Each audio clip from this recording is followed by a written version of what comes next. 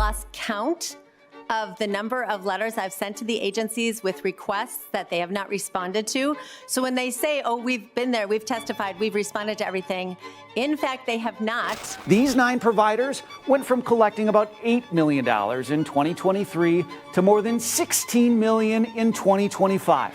That's more than double in just 2 years. You are the start of the snowball rolling down the hill, and the snowball is getting bigger and bigger and bigger. We are getting more whistleblowers coming forward all the time because of you, because of each one of you coming forward.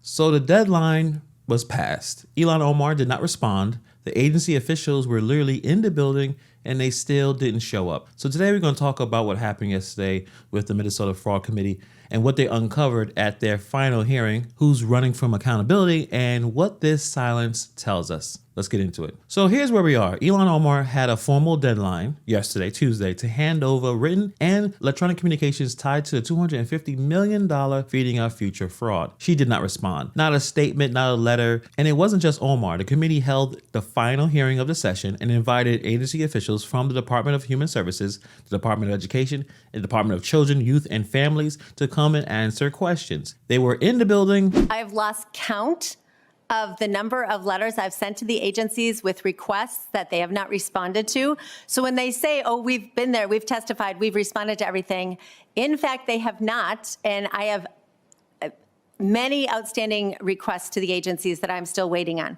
The agencies, to their credit, they have shown up many times, but they should be here to finish answering questions at our last hearing. And they were literally in the building. And we accommodated their request to move the hearing. We have reached out to Representative Ilhan Omar on multiple occasions, inviting her to testify and inviting and requesting documents that appeared in the trial exhibit of the U.S. versus Amy Bach. Omar's name appeared in several emails with Bach. One of those, entitled Ilhan's Office, was also a text chain involving Ilhan Omar. Now roll back to 2018, Omar's victory party. That was at a Minneapolis restaurant, the Safari restaurant. The owner also caught up in the fraud scheme, convicted on 21 counts. Omar did, in fact, receive campaign donations of more than $7,000 from 3 defendants in the case. Her office says that money has now been donated to charity. Her office or her staff was named in multiple trial exhibits, and we have endeavored in multiple ways to get access to that because, as everyone knows, Representative Omar had some role, whether inadvertent or not. She passed the Meals Act in March of 2020, and that took the guardrails off the federal school nutrition program, which created the conditions for Feeding Our Future. This was the final opportunity for these officials, the people running departments at the center of this fraud, to come in and show some transparency, answer some questions in front of a committee that has been doing work for 2 years. At a conflict, the committee moved the hearing to 3 p.m. to accommodate them, and they still didn't show. They were in the building. They weren't stuck in traffic. They were not on a plane. They were in the building, walking through the tunnels, and they chose not to walk into that hearing room. And she knows that her friends are going to protect her.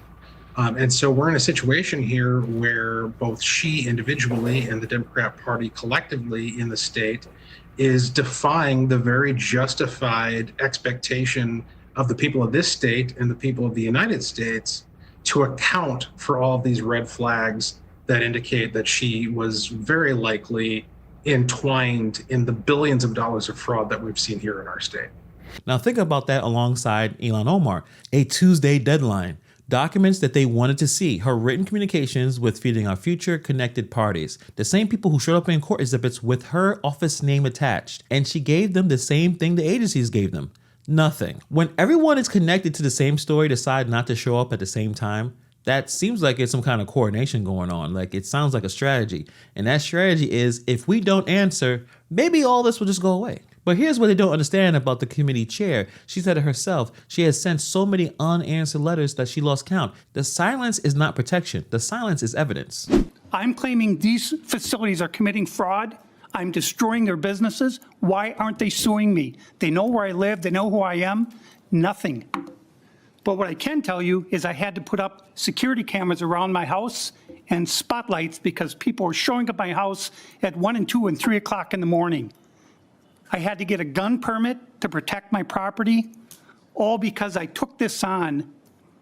And I'm not getting paid for it. I'm not an elected official, but you know what? I do it all again because it's the right thing to do. And when I die, I can die with a clear conscience that I did my best to make a difference. Real quick before we keep going, speaking on people getting hustled, let me tell you about something that happens to seniors every single day.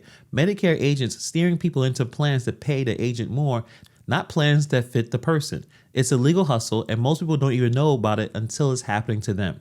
That's why I tell people about Chapter. Chapter is the only Medicare advisor that compares every plan nationwide. Independent, salary advisors who aren't paid to push one plan over another. Your doctors, your prescriptions, your priorities, that's what they all look at. Just last year, seniors who found new plans with Chapter saved the average of $1,100 on healthcare costs. And if you're already on the right plan, they're going to tell you that. I told y'all about Chapter last year, and many of you guys actually called.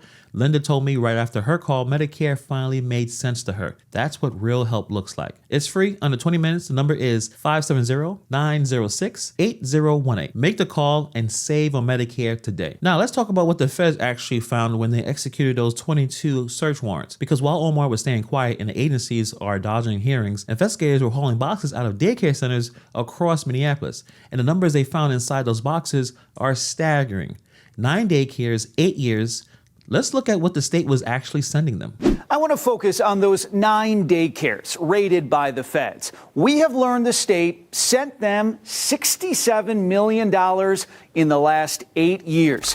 These 9 providers went from collecting about $8 million in 2023 to more than $16 million in 2025.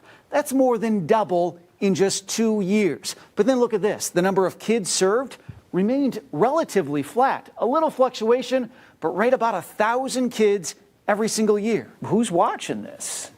Nobody. Phil Krinke is a former state lawmaker, a small business owner, and a longtime watchdog with the Taxpayer League of Minnesota. Nobody. That's the answer. Nobody was watching this. This was not an accident. That is the point. Let's break down what we just heard because the math is the receipts. 9 daycare centers. The state sent them $67 million over 8 years.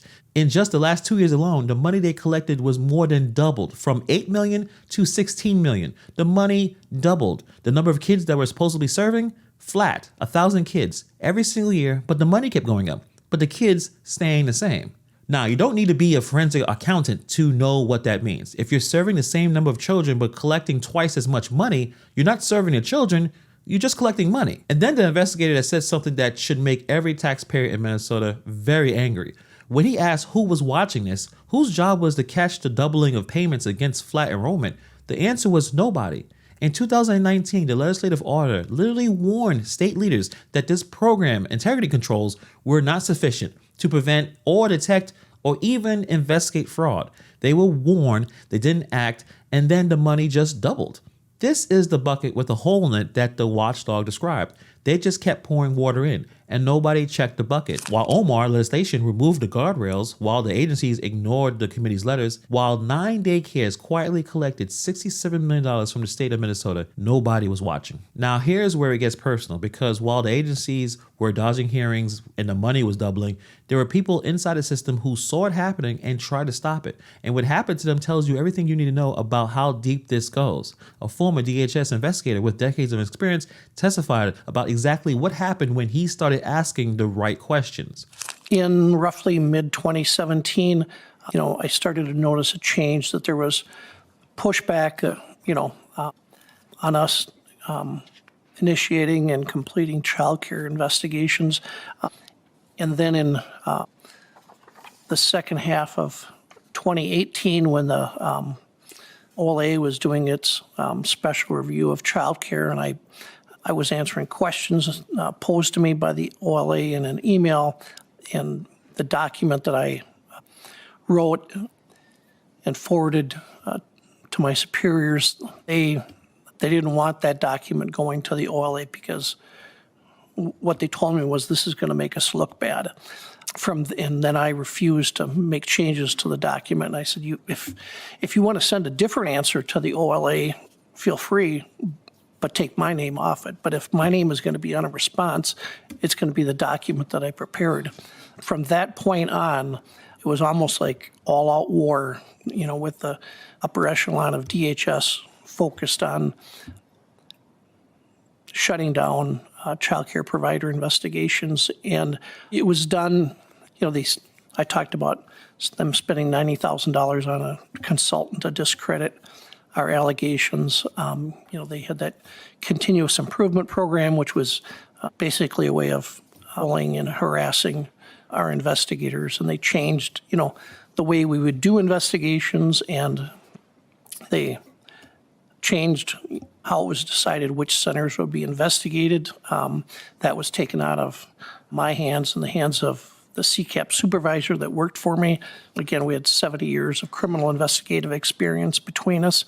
Those decisions would be made by a committee of 3, 2 of which are DHS officials with no experience investigating financial fraud or public benefit crimes. This man with 70 years of combined criminal legislative experience between him and his team, 70 years. And DHS took the decision of which fraud cases to investigate away from them and handed it to a committee that had zero experience investigating financial fraud. Think about that design for a second. You built a system where the people with no fraud experience decide which fraud gets investigated. That is not just incompetence. It seems like all this was done by design. When he said, put your name on it if you want to change it, but mine stays on my words, they went to war with him. They spent $90,000 of taxpayer money hiring a consultant just to discredit their own investigator. Not to investigate the fraud, to discredit the person investigating the fraud. He retired in 2019 rather than be a part of what they were building. And what they built, that system that functioned exactly as designed, ran straight through the pandemic, straight through the Feeding Our Future, straight through the $250 million, straight through the 9 daycares collecting $67 million while the kid count stayed flat because the people who were supposed to catch it has been systematically removed from the process. Now you tell me, when Omar's office is showing up in court exhibits with communications to the Feeding Our Future defendants and agencies responsible for the oversight were actively shutting down investigations, does that silence start to make a little bit more sense? Because it does to me. But here's what they're not accounting for. The committee is done meeting, but the work is not done. So what all of you are doing, all of you whistleblowers, you are making the difference in Minnesota. You are the start of this snowball rolling down the hill. And this snowball is getting bigger and bigger and bigger. We are getting more whistleblowers coming forward all the time because of you. Because of each one of you coming forward. So thank you. And to the public, get in front of the snowball. If you work in DHS and you have seen this happen, get in front of the snowball and talk to the feds, because we are not stopping until this fraud is eliminated in the state of Minnesota. Get in front of the snowball. That is not a metaphor. That is a warning to everyone that is still sitting on information and thinking that the silence is the safer play right now. Here's the reality of where all this sits. The committee may have had its last hearing, but the FBI is still moving. DHS Homeland Security investigations, they're still moving. A brand new DOJ division with a Senate-confirmed Assistant Attorney General was created just for this. The Minnesota AG's office was an active participant in 5 of those 22 search warrants. Federal subpoena power does not expire when a state committee goes home for the session. And whistleblowers are multiplying. That's the part that should concern everyone connected to the story. Every person who comes forward makes it safer for the next person to come forward. The chair said it herself. More are coming all the time, which means the circle of what is known is getting wider every single week. And the circle of what could be denied is getting smaller. Ilhan Omar's silence made sense as a strategy in week 1. Ignore it, call it political, let the news cycle move on. But the FBI doesn't follow the news cycle. The court exhibits don't go away. And the committee has already shared everything they have with federal partners who do have subpoena power. The snowball is rolling and it has her face on it. So we need to bring this all home. Here's what we know as fact. Ilhan Omar had a Tuesday deadline to hand over these documents. She did not respond. We have 9 daycare centers collecting $67 million from a state while the number of children they served never changed. So the investigation is still ongoing. The court exhibits and a federal fraud case shows communications between Ilhan Omar's office, her staffers, and the Feeding Our Future defendants. None of that is a political allegation. All that is documented and all that is on the record. The committee is done meeting, but the feds are not done working it. And every person who is choosing silence right now is making a calculation that the snowball stops rolling before it reaches them. It probably won't. So we'll see what happens in the next couple of weeks. Things will probably continue to progress. Let me know what you guys think about this in the comments below. Thank you for taking time to watch this video, and I'll see you guys in the next video.